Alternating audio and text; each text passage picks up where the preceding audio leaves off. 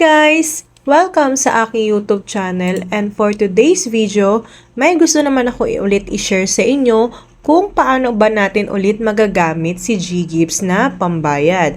So if you want to know more, just keep on watching and don't forget to click the subscribe button and hit the notification bell para lagi kang updated sa aking mga upcoming videos.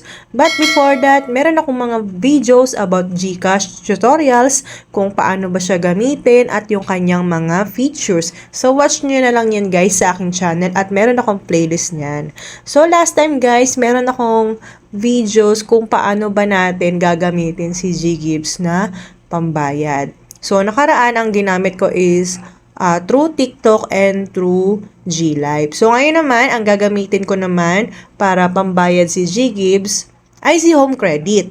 Alam naman natin guys na si Home Credit ang isa sa mga naglo-loan na madali lang ang process niya.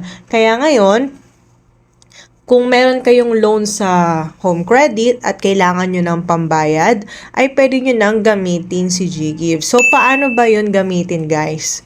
So first, kailangan nyo munang i-open yung inyong Home Credit. So, pag na-open nyo na yung Home Credit nyo, guys, kailangan nyo lang i-tap yung inyong 4-digit MPIN. And then, after nun, guys, kung napapansin nyo, meron kayong nakalagay na may accounts dyan, kung magkano yung available balance. At doon mismo, pag pinindot nyo sa may bandang loan, ay makikita nyo kung magkano yung inyong binabayaran na monthly dues. So, ngayon guys, meron kasi yan due payment na tinatawag. At doon sa due payment guys, mamaya ituturo ko sa inyo kung bakit ko nabanggit yung due payment. Then ngayon, kailangan yung i-copy-paste yung inyong loan account number. So, gagamitin kasi natin yun mamaya guys kapag nagbayad na tayo at ang gagamitin natin ay si GGives. So, i-copy-paste na yung ating account number. Tapos, tandaan natin yung ating payment due for that month na babayaran. Okay, so ngayon, after nyo makuha na kay Home Credit app, ay pupunta na tayo kay GCash. So, open nyo lang yung GCash and then punta tayo kay Bills. So, after nito guys, pupunta tayo or i-search na lang natin si Home Credit.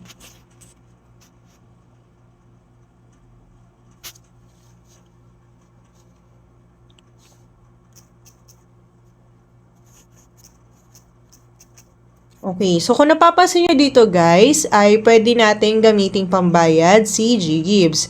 Pag-click naman natin siya guys, so makababasa natin dito sa bandang taas, yung posting period is within 24 hours. Ibig sabihin nito guys, kailangan mo magbayad before ng inyong due date. So ito yung sinasabi ko kanina guys about sa due date. Kailangan before ng inyong due date. So kung ang example, ang due date nyo ay December 20, so dapat December 19 magbayad na kayo. Magawa nyo na tong method na to para hindi kayo malate sa inyong dues at hindi kayo magkaroon ng penalty. Ilagay na natin yung amount na babayaran natin for this month. For example, pero guys, bago ang lahat, kapag nagbayad kayo at ang gagamitin nyo si GGives ay make sure na pasok siya doon sa minimum amount required ni GGives. Like for example, kasi yung sa akin, 30,000 yung aking approve kay GGives, pero ang minimum spend ko dapat is 4,000 and up. So, dapat kung ang due mo ay nasa 4,000, pasok yun guys. Pero kung mababa sa 4,000, yung minimum, yung due na babayaran mo sa Home Credit, hindi mo magagamit si GGives. So, kailangan pasok pa rin siya sa minimum spend ni GGives. So, example, lagay ko dyan yung aking minimum na 4,000. Then, meron pala tong service fee na 15 pesos. So, after that, enter natin yung ating contract number.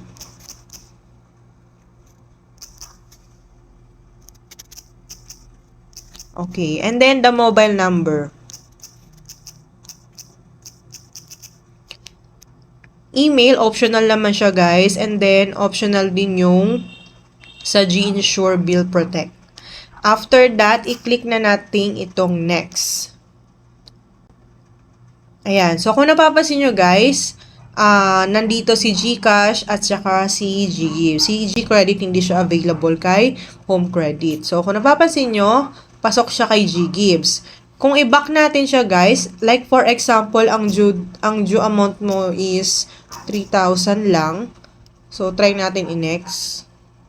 So, ayun, hindi mo magagamit si GGives. So, kailangan guys, kung gagamitin mo si GGives pambayad kay Home Credit, dapat yung payment due na babayaran mo is pasok doon sa minimum spend ni GGives. So, ayun lang guys. I hope na nakatulong itong video ko for today.